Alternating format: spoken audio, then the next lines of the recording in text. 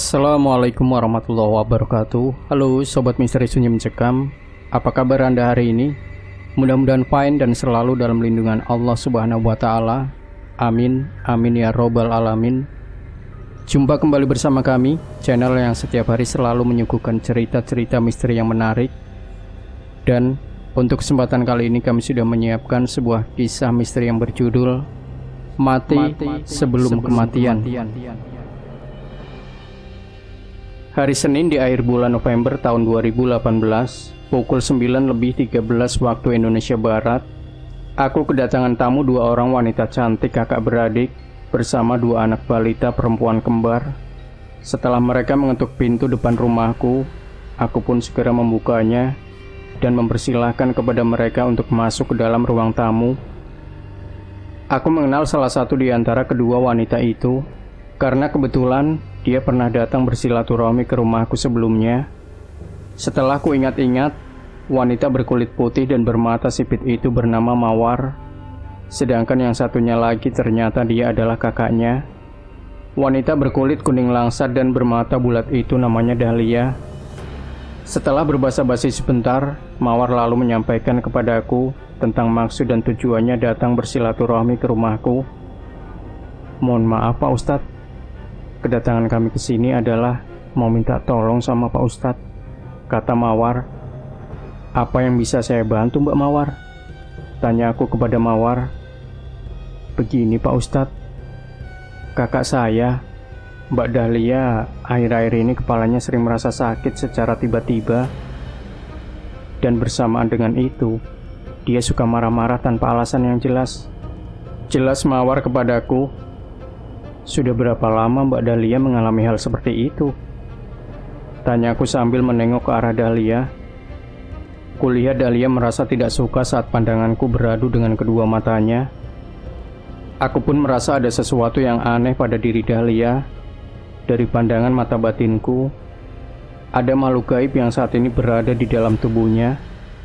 Tatapan matanya penuh kebencian saat melihat ke arahku. Tapi aku berusaha untuk tetap bersikap biasa, seolah tidak ada sesuatu yang aneh pada Dahlia. Sudah 3 bulanan Pak Ustadz, jawab Mawar sambil menoleh ke arah Dahlia. Kulihat Dahlia pun menganggukkan kepalanya dengan kaku. Lalu aku pun mencoba mengorek langsung keterangan dari Dahlia dengan bertanya kepadanya. Mohon maaf Mbak Dahlia, apakah sebelumnya pernah mengalami sakit kepala seperti ini? Tanyaku sambil mengawasi kedua matanya. Tapi sepertinya dia menyadari kalau dirinya sedang diawasi oleh pandangan mata batinku. Dia pun mulai menjawab dengan ketus. Tidak pernah. Jawabnya agak keras, bahkan sempat membuatku kaget.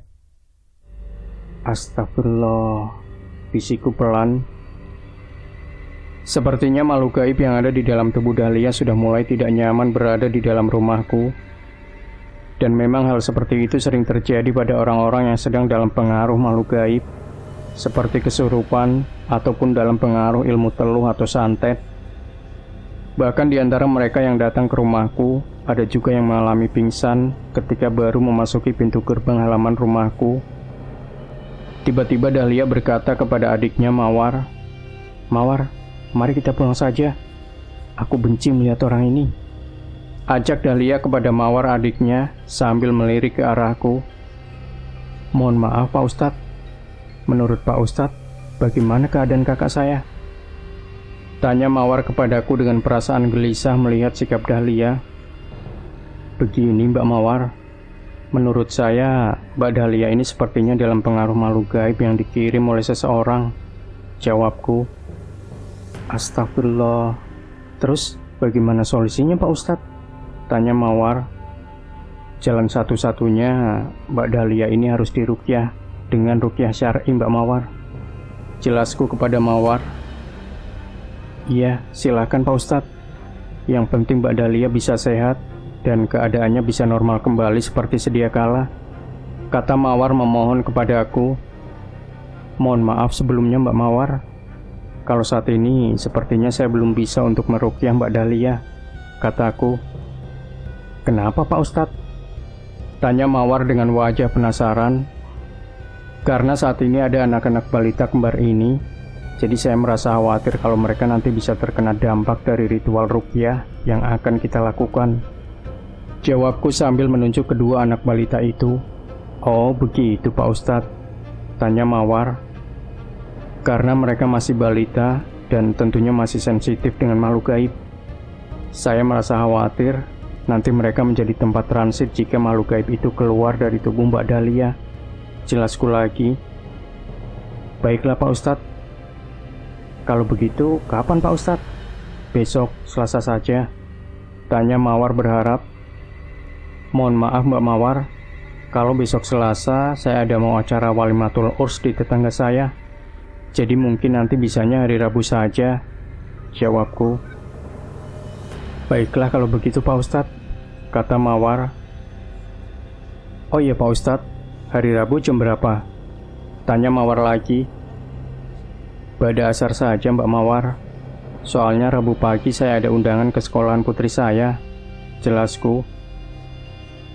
Tiba-tiba Dahlia bangkit dari tempat duduknya, lalu bergegas keluar dari ruang tamu tanpa berkata apapun kepada kami.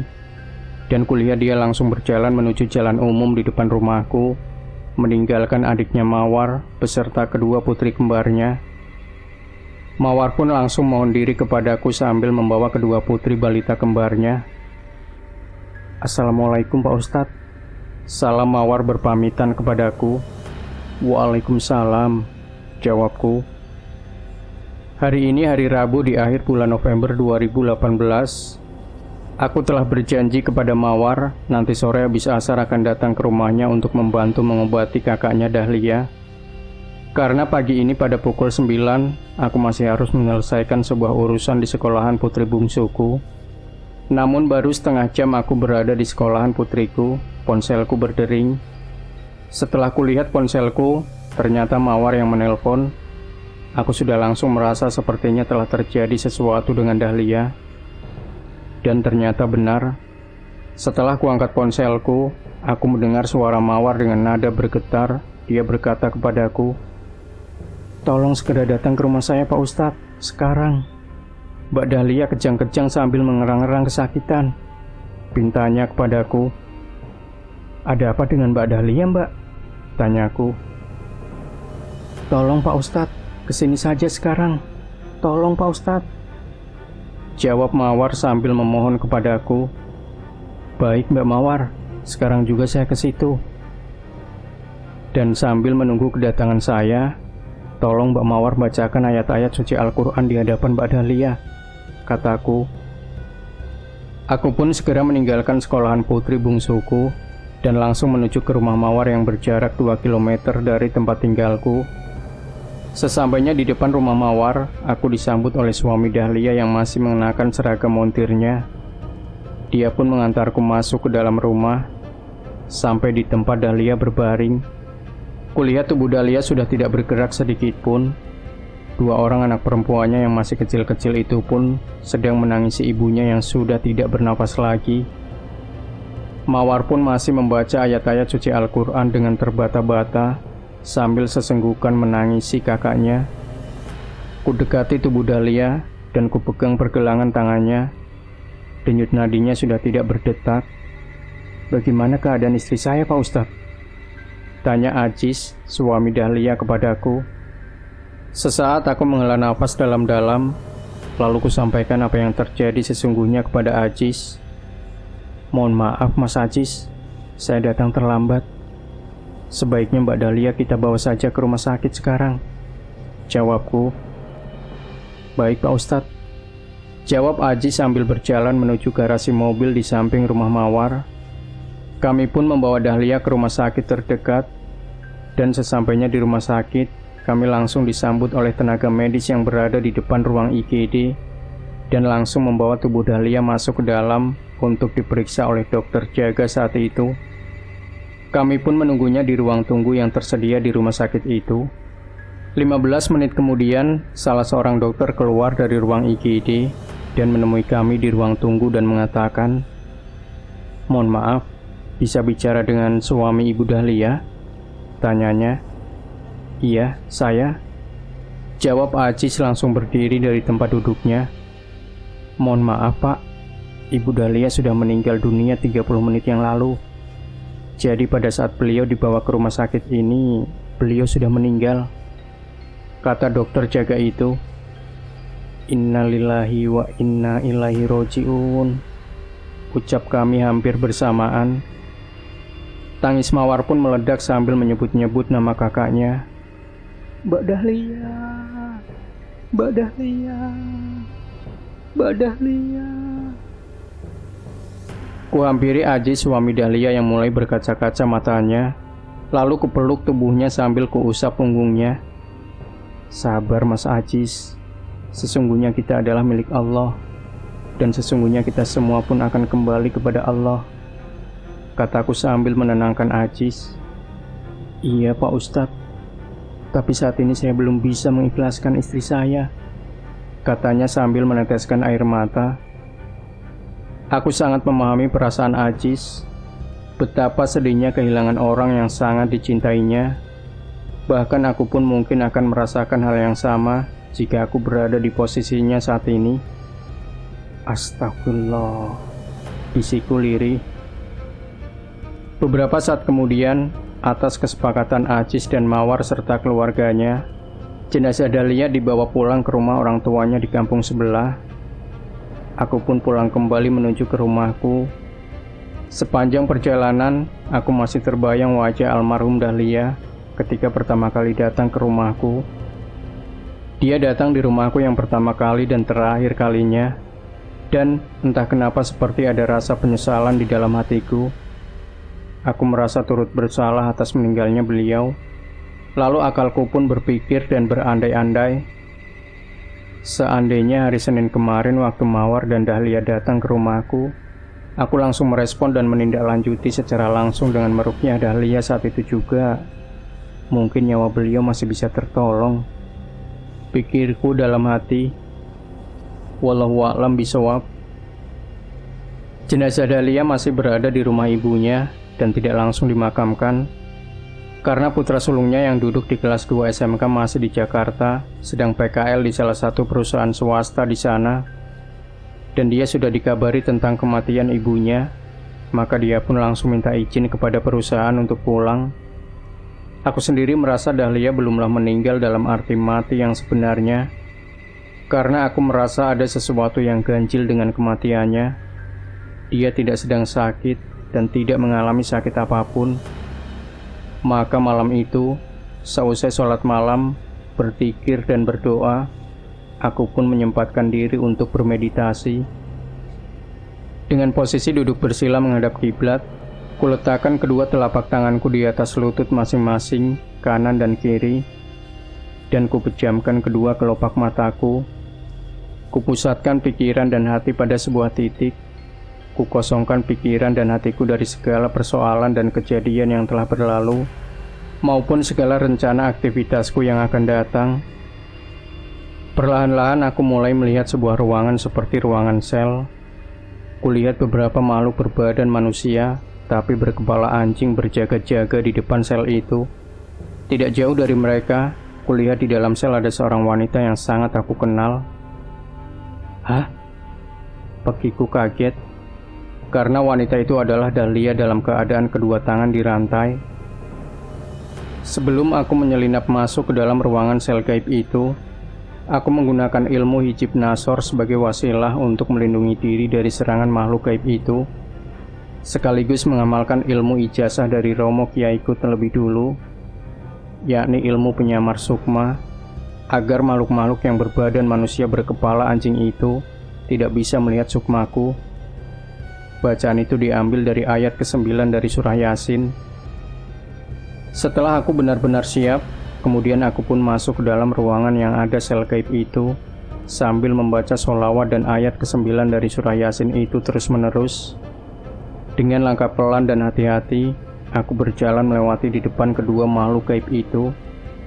Kulihat Dahlia masih duduk bersimpu dengan kedua tangan yang masih terbelenggu rantai sambil merintih menangis. Tidak lama kemudian, datang lagi seorang makhluk gaib yang lain sambil membawa sebuah pecut berduri, dan dia menghampiri salah satu makhluk gaib penjaga pintu sel itu. Lalu dibukanya pintu sel itu, dan dia pun masuk ke dalam sel mendekati Dahlia, Sambil memutar-mutarkan pecutnya, makhluk itu menyeringai dan memukuli tubuh Dahlia dengan pecut berduri itu. "Aduh, sakit, sakit," teriak Dahlia. Melihat keadaan Dahlia yang kesakitan itu, aku pun langsung merangsek masuk ke dalam sel gaib itu dan menghalang-halangi pukulan pecut makhluk itu yang berikutnya. Dan ketika aku menghalang-halangi itulah, makhluk berbadan manusia berkepala anjing itu pun melihat keberadaanku, maka dia pun langsung menyerangku. Akhirnya kami pun terlibat dalam perkelahian. Melihat kami bertarung, dua makhluk yang berjaga di pintu sel itu pun langsung masuk, ikut mengeroyokku. Mereka memang tidak bersenjata, tapi dari jari jemarinya mengeluarkan kuku yang sangat teruncing dan tajam, bak pisau bermata dua. Sesekali aku menggunakan pukulan jarak jauh dari ilmu hijib nasor yang aku dapatkan dari Romo Kiaiku ketika aku masih nyantri dulu. Lumayan juga ternyata, masih bisa untuk membuat mereka terpental mundur. Bahkan pada bagian tubuh mereka terlihat hitam gosong. Namun selang beberapa waktu kemudian, datang lagi dua, bahkan lebih.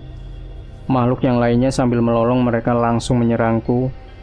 Tiba-tiba entah dari mana datangnya, muncul seorang gadis cantik berkulit putih dan berambut panjang, dan dia langsung menghalang-halangi serangan para makhluk gaib yang akan menyerangku. Jika ku amati, gadis cantik itu berasal dari bangsaku, yakni bangsa manusia, dan sepertinya dia seumuran dengan putra sulungku. Aku pun masih bertanya-tanya dengan kedatangannya yang secara tiba-tiba itu. Kulihat aura cahaya yang terpancar dari wajah dan tubuhnya. Dia bukan orang biasa. Aku melihat sebuah tanda dari manusia indigo dari pancaran cahaya auranya itu. Iya benar, dia gadis indigo yang sudah mengasah keindigoannya dengan beberapa ilmu bela diri yang cukup lumayan. Tiba-tiba gadis cantik itu menengok ke arahku sambil berkata, "Mohon maaf Pak Ustadz, saya mohon Pak Ustadz segera kembali saja ke alam nyata, karena Dahlia adalah kerabatku. Jadi dia adalah tanggung jawabku, dan bukan tanggung jawab Pak Ustadz," katanya. Hah? Dari mana dia bisa tahu kalau aku seorang ustadz? Padahal sebelumnya aku tidak pernah berjumpa dengannya. Bisikku dalam hati. Ternyata lumayan juga ilmu gadis indigo yang berparas cantik ini. Gumamku dalam hati. Tapi sebagai orang yang lebih tua, sejujurnya aku merasa tersinggung dengan ucapannya. Karena sepertinya dia sudah menyepelekan keberadaanku di situ. Aku pun langsung pergi dari hadapannya tanpa basa-basi. Pelan-pelan aku pun mulai tersadar kembali dari alam bawah sadarku. Aku mulai kembali dan keluar dari dimensi alam meditasiku. Perlahan-lahan ku buka kedua kelopak mataku dan ku ambil nafas dalam-dalam untuk menstabilkan sistem pernafasan kedua paru-paruku. Tanpa ku sadari, ternyata wajah dan tubuhku berkeringat. Mungkin kecapean juga tubuhku seusai berkelahi dengan para makhluk gaib itu. Lalu kuusap peluh di dahi dan wajahku itu dengan sorbanku. Sejenak aku terpaku mengingat pertemuanku dengan gadis indigo itu di alam dimensi yang lain. Dalam hatiku masih penasaran, kenapa dia tiba-tiba muncul, bahkan sempat menyuruhku pulang. Bukankah jika kami kerjasama, mungkin bisa menolong Dahlia dari sekapan makhluk gaib itu? Pikirku. Entahlah, mungkin gadis indigo itu sudah memiliki perhitungan dan pandangan sendiri untuk mengatasi masalah itu. Ya sudahlah, jika memang begitu kemauannya, gumamku. Dan menurut pengakuannya di hadapanku, dia adalah kerabat dari Dahlia. Jadi dia merasa lebih berhak untuk memberikan pertolongan kepada Dahlia daripada aku. Tapi bagaimanapun juga, aku merasa bersalah atas tragedi yang menimpa Dahlia. Makanya aku pun berusaha sekuat mungkin untuk membantu menolong Dahlia dari cengkraman makhluk gaib itu. Tapi okelah kalau begitu. Jika kemauan gadis indigo yang masih kerabat Dahlia itu seperti itu, lagi-lagi aku berpikiran seperti itu. Aku pun berharap dan berdoa kepada Allah Subhanahu wa Ta'ala, semoga putri indigo itu bisa membantu menyelamatkan Dahlia. Kulihat jam di dinding kamarku telah menunjukkan pukul 3:30 waktu Indonesia Barat. Maka sambil menunggu masuknya waktu sholat subuh, aku menyempatkan diri untuk membaca ayat-ayat suci Al-Quran agar pikiran dan hatiku bisa tenang. Hari ini adalah hari Kamis, dan pagi ini aku pun bersiap-siap akan bertaziah ke rumah duka yang berjarak 1 kilometer dari tempat tinggalku. Aku juga ingin tahu tentang keadaan tubuh atau jenazah Dahlia pagi ini. Setidaknya aku berharap Putri Indigo itu telah bisa menolongnya. Tapi sebelum aku berangkat, aku kedatangan 2 orang tamu, maka aku pun menunda kepergianku saat itu. Meskipun rencanaku untuk takziah ke rumah duka di rumah orang tua Dahlia tertunda karena kedatangan 2 orang tamu di rumahku, tapi putri keduaku Tiara berangkat untuk bertakziah ke sana. Kebetulan antara Tiara dan Mawar masih punya hubungan kerabat, karena suami Mawar adalah paman dari suami Tiara. Sesampainya di rumah duka, Tiara pun disambut oleh Mawar, dan dia bersalaman sambil berpelukan. Tiara mengucapkan rasa belasungkawanya kepada Mawar atas meninggalnya Dahlia. "Mbak Mawar, turut berduka cita atas meninggalnya Mbak Dahlia ya," ucap Tiara bersedih. "Iya Tiara, terima kasih," jawab Mawar. Setelah bersalaman dan berpelukan dengan Mbak Mawar, Tiara pun disambut oleh ibunya Mawar sekaligus ibu dari Dahlia. Dan tidak jauh dari Mawar, berdiri seorang gadis cantik berkulit putih dan berambut panjang, dan dia sepertinya masih kerabat Mawar. Dia langsung menghampiri Mawar dan bertanya, "Maaf Mbak Mawar, dia itu putrinya Pak Ustadz Adi ya?" Tanyanya sambil menunjuk ke arah Tiara. Mendengar namanya disebut, Tiara pun menghampiri gadis itu dan mengajak untuk berjabat tangan. "Benar Mbak, saya putri dari Pak Ustadz Adi," kata Tiara sambil menahan rasa heran karena gadis cantik itu mengenal nama abahnya. "Maaf Mbak, kamu kenal dengan abah saya?" tanya Tiara. "Benar Mbak, sebelumnya kami memang tidak saling mengenal. Tapi semalam kami bertemu di dunia lain Mbak. Saat itu Pak Ustadz sedang menolong Mbak Dahlia yang sedang dikurung di dalam kerangkeng besi. Beliau sedang bertarung dengan makhluk berbadan manusia tapi berkepala anjing," jelas gadis putri Indigo itu. "Tolong nanti sampaikan maaf saya kepada beliau. Jika semalam mungkin sikap saya telah membuat hati Pak Ustadz tersinggung. Tapi maksud saya adalah agar Pak Ustadz tidak terlibat terlalu dalam. Karena nanti pasti akan berlanjut terus. Saya tidak ingin orang baik dan jujur seperti beliau berurusan dengan dukun-dukun durhaka berhati iblis seperti mereka," jelas gadis putri Indigo itu lagi. "Iya Mbak, tidak apa-apa. Saya percaya Abah juga mungkin sudah memahami sikap kamu," kata Tiara berusaha untuk tetap bersikap santun. Tiara masih penasaran dengan gadis cantik berambut panjang itu. Bagaimana dia bisa tahu bahwa aku adalah putri dari Pak Ustadz Adi? Gumamnya dalam hati. Beberapa saat kemudian, Tiara melihat gadis cantik itu mendekati jenazah Dahlia di atas keranda yang masih berada di dalam ruang tamu dan menyeru Mawar untuk mengambil segenggam beras. Setelah Mawar membawa segenggam beras, lalu diletakkan di atas piring keramik, dan gadis cantik yang berkulit putih dan berambut panjang itu meletakkannya persis di bawah keranda jenazah Dahlia yang mulai membiru. Tiara melihat gadis itu duduk bersila di depan jenazah Dahlia yang berada di atas keranda itu. Dan belum lama gadis itu membaca beberapa untayan kalimat doa. Tiba-tiba beras itu bergetar dan bergerak-gerak ke atas dan jatuh lagi ke piring keramik itu. Tiara juga melihat ada keringat yang keluar dari kening jenazah Dahlia. Aneh, padahal Dahlia kan sudah meninggal. Kok keningnya masih bisa mengeluarkan keringat? Tanyanya dalam hati keheranan. Semua orang yang bertakziah saat itu ikut menyaksikan kejadian aneh itu. Ibu Dahlia yang ikut menyaksikan kejadian itu pun menangis dan bertanya kepada gadis itu, "Sebenarnya apa yang terjadi dengan anakku Dahlia?" Tanyanya sambil menangis dan menatap gadis Indigo itu. "Mohon maaf Bude, saat ini saya belum bisa menjelaskan peristiwa yang sebenarnya menimpa kepada Mbak Dahlia," jawab gadis itu. "Saat ini saya hanya sedang berusaha untuk merebut sukma dari jenazah Mbak Dahlia yang telah mereka ambil. Dan untuk lebih jelasnya, nanti Bude bisa menanyakan kepada Pak Ustadz Adi. Sepertinya beliau tahu masalah ini," jelasnya lagi. "Ya sudah, tolong kalau ritualmu sudah selesai, tolong segera hubungi Pak Lebe untuk mempersiapkan pemakaman jenazah Dahlia," kata ibunya Dahlia sambil terisak dan masuk ke dalam kamarnya. Baik, Bude, jawab gadis itu singkat. Setelah ritual yang dilakukan gadis indigo itu selesai, bersamaan dengan itu pula, putra sulung dari almarhumah Mbak Dahlia tiba dari Jakarta di ruang tamu dan langsung menghampiri jenazah ibunya sambil dipeluk dan menangisinya. Maka orang-orang yang sedang takziah yang berada di ruang itu pun ikut meneteskan air mata terharu. Setelah semua keluarga dan kerabat dari almarhumah Dahlia berkumpul, maka mereka pun segera menutup kerandanya, lalu dibawa ke musola terdekat untuk disolati. Selesai disolati, jenazah Dahlia langsung diberangkatkan menuju pemakaman umum yang berjarak 2 km dari tempat tinggal ibunya itu. Anakku Tiara menelponku memberitahukan keberangkatannya ke pemakaman, tapi aku tidak bisa ikut untuk mengantarkan jenazah Dahlia ke pemakamannya, karena aku masih harus menemui kedua orang tamuku sampai urusan mereka selesai. Setelah kedua orang tamuku berpamitan, aku segera bersiap-siap untuk menyusul ke pemakaman. Aku pun menelpon Tiara untuk menanyakan pemakamannya.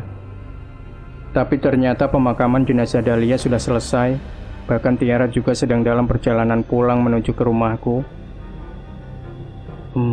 Terlambat, bisikku. Tidak lama kemudian, kulihat Tiara telah kembali dari pemakaman dan memasuki rumahku. Assalamualaikum.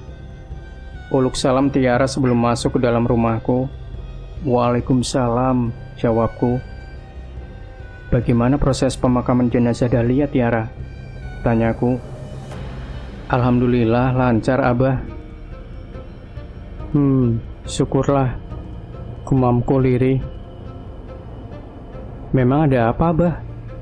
Tanya Tiara penasaran. Tidak ada apa-apa. Oh ya, apakah Tiara bertemu dengan gadis cantik berkulit putih dengan rambutnya yang lurus panjang pada waktu di rumah duka? Tanyaku mulai menyelidik. Oh iya, Abah. Dia namanya Mbak Putri. Dia juga mengenal Abah. Katanya sempat bertemu dengan Abah ketika sedang berusaha untuk menyelamatkan Mbak Dahlia di dunia lain. Jelasnya. Siapa sebenarnya dia, Abah?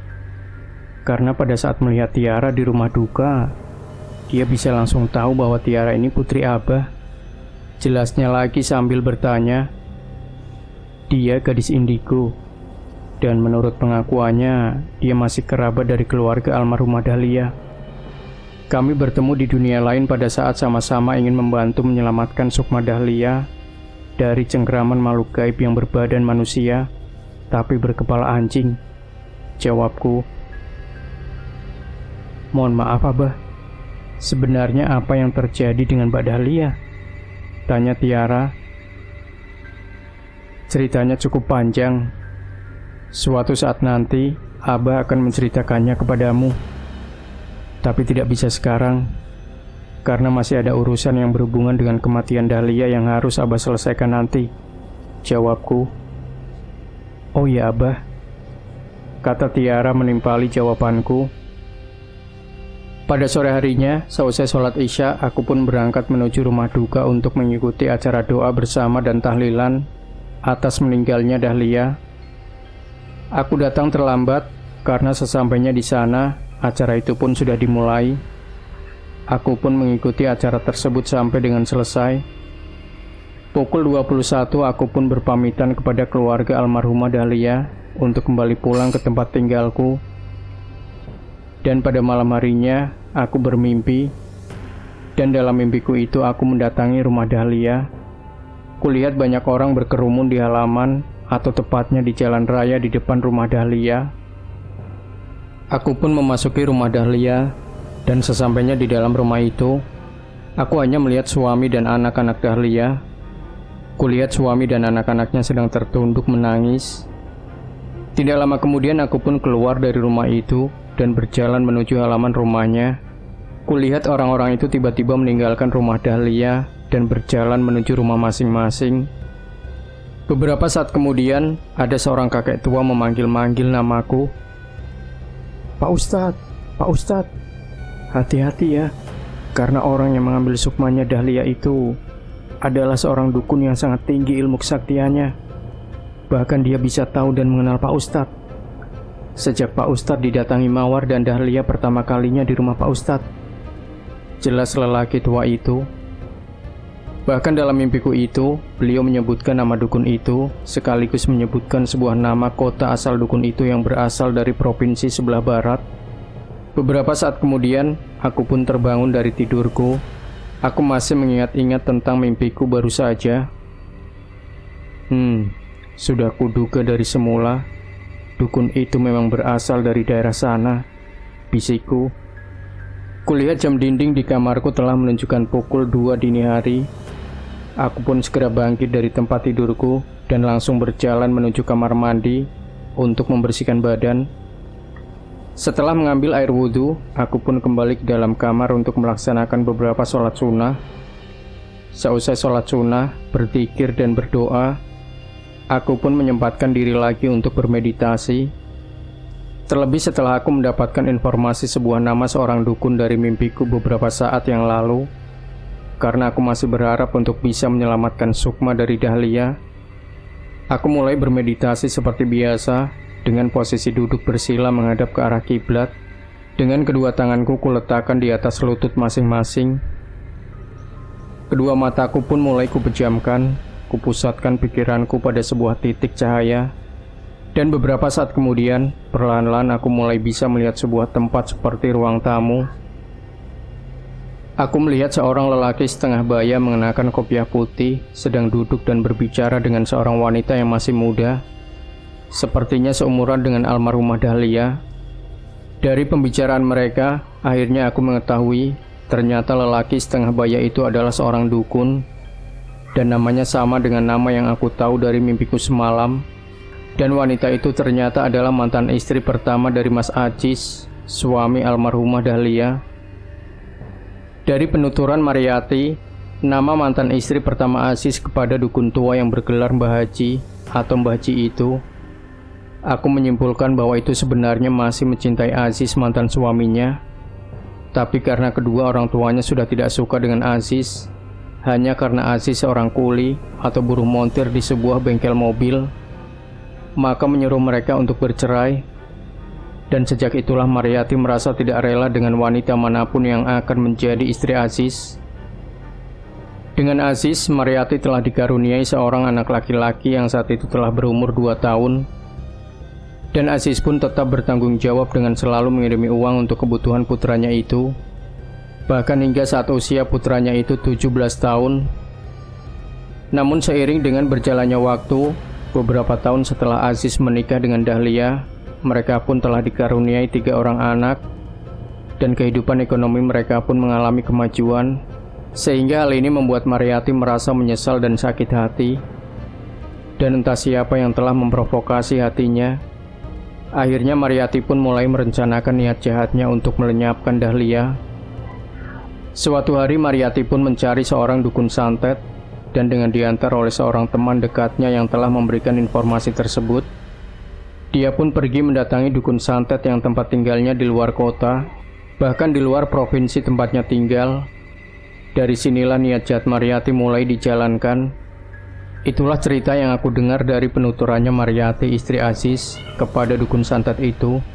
Dan setelah aku mendapatkan informasi itu, aku pun segera kembali dan mengakhiri ritual meditasiku.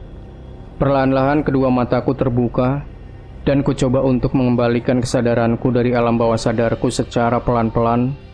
Kuhirup nafas dalam-dalam untuk menstabilkan pernafasanku, dan kulihat jam di dinding telah menunjukkan pukul 4 pagi. Tanpa kusadari, ternyata aku telah berada di dalam dimensi alam meditasiku selama 90 menit. Subhanallah walhamdulillah, bisikku lirih.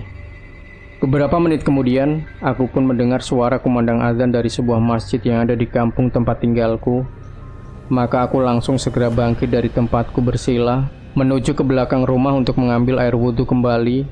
Kemudian setelah merapikan baju gamisku, aku pun berangkat menuju ke masjid untuk melaksanakan sholat subuh secara berjamaah. Beberapa hari telah berlalu, bahkan acara doa bersama dan tahlilan di rumah duka pun telah selesai selama 7 malam berturut-turut. Dan pada hari yang ke-9, pada sore hari aku kedatangan tamu beberapa orang wanita. Mereka adalah Mawar, adik almarhumah Dahlia, bersama ibunya serta Melati kakak Mawar.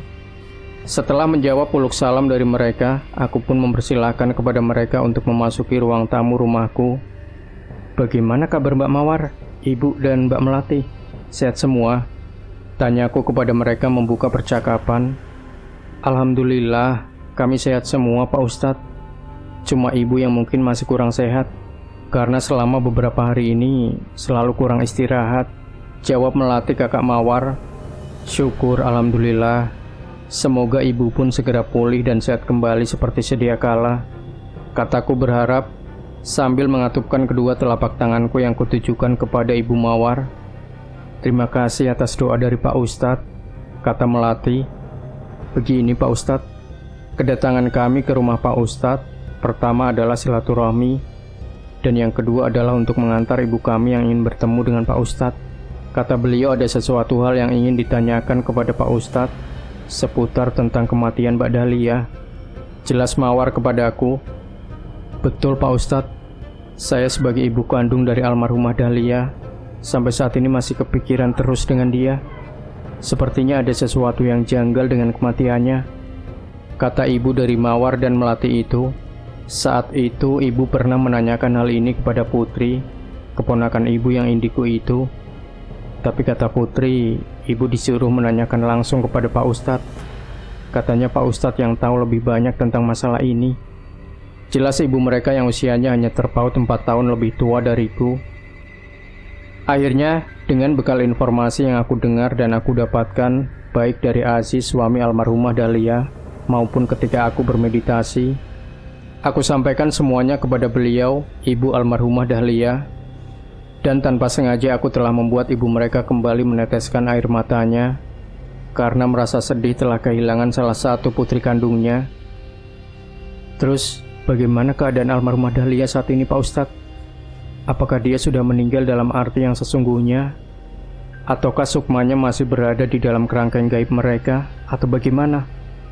tanya ibu mereka lagi. "Insya Allah, almarhumah Dahlia telah kembali kepada Allah dengan sebenarnya. Dan sukmanya yang sempat terpenjara oleh makhluk-makhluk gaib atas perintah dukun santet itu pun, insya Allah sudah kembali kepada jasadnya," jelasku kepada mereka. "Mohon maaf, bagaimana Pak Ustadz bisa tahu jika memang keadaan dia demikian?" tanya Melati masih ragu. "Dan kapan almarhumah telah meninggal dunia dalam arti yang sebenarnya Pak Ustadz?" tanya Mawar ikut mendesakku. Aku pun langsung menjawab pertanyaan-pertanyaan mereka. Pada hari yang kelima sejak meninggalnya almarhumah Mbak Dahlia, saya bangun tengah malam pada pukul 2 dini hari. Dan pada saat saya berjalan menuju ke kamar mandi, lalu mengambil air wudhu, saya merasakan kehadiran almarhumah saat itu. Hingga saya mengerjakan beberapa sholat sunnah, berzikir dan selesai berdoa, saya pun masih merasakan keberadaannya dekat dengan posisi saya duduk bersila, jelasku. Aku pun melanjutkan penjelasanku kepada Ibu Mawar, Melati dan Mawar tentang sukma almarhumah Dahlia.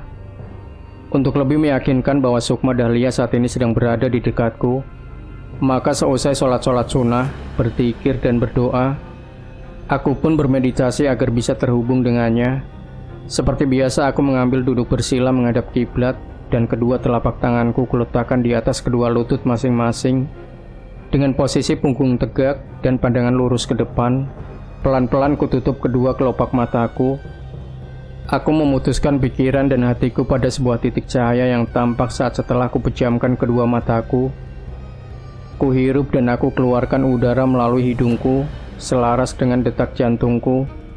Keharmonisan pikiran, hati, alur nafas yang teratur dan detak jantungku menghasilkan kesempurnaan konsentrasi. Beberapa saat kemudian, aku pun telah berada di alam bawah sadarku dan masuk ke dalam alam dimensi meditasiku. Perlahan-lahan aku melihat sosok seorang wanita dengan wajah pucat pasi. Ya, benar, dia adalah Dahlia. Kulihat dia langsung mendekatiku dan berkata sambil memohon, "Tolonglah saya, Pak Ustadz. Hari ini adalah hari kematianku yang sesungguhnya dari Tuhan. Untuk itu saya mohon pertolongan yang terakhir kalinya kepada Pak Ustadz," kata Dahlia. "Insya Allah, saya siap menolongmu. Tapi apa yang harus saya lakukan agar bisa menolongmu?" tanyaku kepada Dahlia. Sebentar lagi malaikat maut akan menjemput rohku yang masih menyatu dengan sukmaku. Maka pada saat itulah, tolong Pak Ustadz mendoakan untukku, sebagaimana doa ketika Pak Ustadz mendoakan untuk mayit. Jelas Dahlia kepadaku. Baiklah, aku siap, jawabku. Dahlia pun memberiku isyarat untuk mengikuti langkahnya, hingga sampailah kami di sebuah tempat keberadaan tubuh Dahlia yang tergeletak, tidak berdaya di dalam sel makhluk gaib itu. Bersamaan dengan itu pula, sukma Dahlia telah menghilang dari hadapanku. Kulihat masih ada beberapa makhluk berbadan manusia, tapi berkepala anjing di depan sel itu. Sebelum aku berdoa, aku pun melindungi seluruh tubuhku dengan ilmu hijab syakron untuk mengantisipasi serangan dari makhluk-makhluk gaib yang masih berjaga di depan sel itu. Tentunya agar aku bisa lebih khusyuk dalam berdoa di sini. Ilmu hijab syakron ini fadilahnya adalah untuk menahan serangan, sekaligus mengembalikan serangan lawan dengan tanpa bergerak sedikit pun. Maka selanjutnya aku pun mulai berdoa dengan khusyuk dan sungguh-sungguh sesuai dengan permintaan Dahlia. Setelah selesai berdoa, aku melihat tubuh Dahlia bergetar dan mengeluarkan cahaya hitam pekat. Dan tidak lama kemudian, terpancar sinar putih yang sangat menyilaukan kedua mataku, hingga aku pun menutup kedua mataku karena tak kuat untuk melihatnya. Dan tiba-tiba sinar putih yang sangat menyilaukan tadi lenyap dari pandanganku. Bersamaan dengan itu pula, lenyaplah sel gaib itu bersama dengan makhluk-makhluk gaibnya. Entah kemana aku tidak tahu.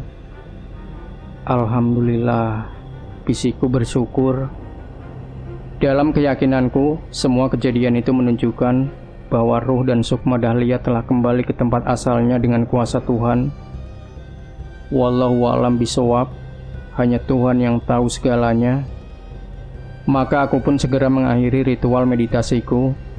Pelan-pelan kubuka kedua kelopak mataku dan kuhirup nafas dalam-dalam untuk menstabilkan kembali sistem pernafasanku. Pada saat itu, aku pun mencium bau aroma bunga melati yang sangat jelas menusuk hidungku. Mungkin itu adalah aroma sukma Dahlia yang telah kembali kepada jasadnya di kuburannya. Demikianlah kejadian yang saya alami pada malam yang kelima sejak meninggalnya Mbak Dahlia, Bu. Jelasku kepada ibu dari almarhumah Dahlia, sekaligus ibu dari Mawar dan Melati. Jika memang seperti itu kejadiannya, saya bersyukur alhamdulillah. Setidaknya saat ini arwah anak saya sudah bisa tenang karena sudah kembali kepada Allah Subhanahu wa Ta'ala, ya Pak Ustadz. Kata ibu mereka. Insya Allah, Bu, kita doakan saja agar arwah almarhumah Dahlia akan diterima di sisi Allah Subhanahu wa Ta'ala, diampuni segala dosa-dosanya, diterima amal ibadahnya, dan dilindungi dari fitnah kuburnya. Amin, jawabku sambil mendoakan almarhumah Dahlia. Amin. Ya sudah Pak Ustadz, terima kasih atas bantuan dan penjelasannya. Semoga segala hajat Pak Ustadz akan dimudahkan dan dikabulkan oleh Allah Subhanahu wa Ta'ala. Amin. Kami mohon pamit, kata Melati sambil bangkit dari tempat duduknya yang diikuti Mawar dan ibu mereka. Kulihat wajah mereka sekarang lebih cerah dan lebih fresh dibandingkan saat pertama kali mereka datang di rumahku tadi. Semoga pikiran dan hati mereka pun sekarang benar-benar lega setelah mendengar beberapa penjelasan dariku mengenai keadaan Dahlia yang sesungguhnya saat ini. Sejak peristiwa itu, akhirnya Mawar, Melati maupun ibu mereka sering bertandang ke rumahku, sekedar untuk silaturahmi maupun musyawarah tentang masalah apapun yang sedang mereka hadapi. Hingga hubunganku dengan mereka pun sudah seperti keluarga sendiri. Aku pun bersyukur karena di balik sebuah musibah pasti ada hikmah. 3 tahun telah berlalu, Mas Asis pun telah menikah lagi dengan seorang janda tidak beranak. Dan dari berita yang aku dengar, mereka pun hidup bahagia bersama anak-anak almarhumah Dahlia. Dan pada minggu awal Desember tahun 2021 yang lalu, aku mendapat kabar bahwa putra Mas Asis dari mantan istri pertamanya, yakni Mariati, telah meninggal dunia karena sakit. Innalillahi wa inna ilaihi roji'un. Apakah musibah atas meninggalnya anak Mariati itu merupakan karma dari ulah Mariati yang telah berbuat jahat kepada almarhumah Dahlia atau bukan? Aku tidak tahu dengan pasti tentunya. Karena segala musibah yang menimpa manusia pada hakikatnya adalah atas kehendak Tuhan, dan jikapun sekilas terlihat ada hubungan sebab akibat dari terjadinya musibah itu, biasanya jalan kisah manusia itu hanyalah sebagai wasilah atau perantara semata darinya. Sebagaimana firman Allah Subhanahu wa taala di dalam Al-Qur'an surat At-Taqabun ayat 11, tidak ada suatu musibah pun yang menimpa seseorang kecuali dengan izin Allah. Dan barang siapa beriman kepada Allah, niscaya Allah akan memberi petunjuk kepada hatinya, dan Allah Maha mengetahui segala sesuatu. Maha benar Allah dengan segala firman-Nya. Semoga kisah nyata ini bermanfaat dan bisa diambil hikmahnya untuk kita semua. Amin. Demikian Sobat Misteri Sunyi Mencekam. Jangan lupa berikan komentar Anda, like, share video ini, subscribe channel Sunyi Mencekam. Nantikan kembali cerita-cerita misteri terbaru dari kami. Wassalamualaikum warahmatullahi wabarakatuh.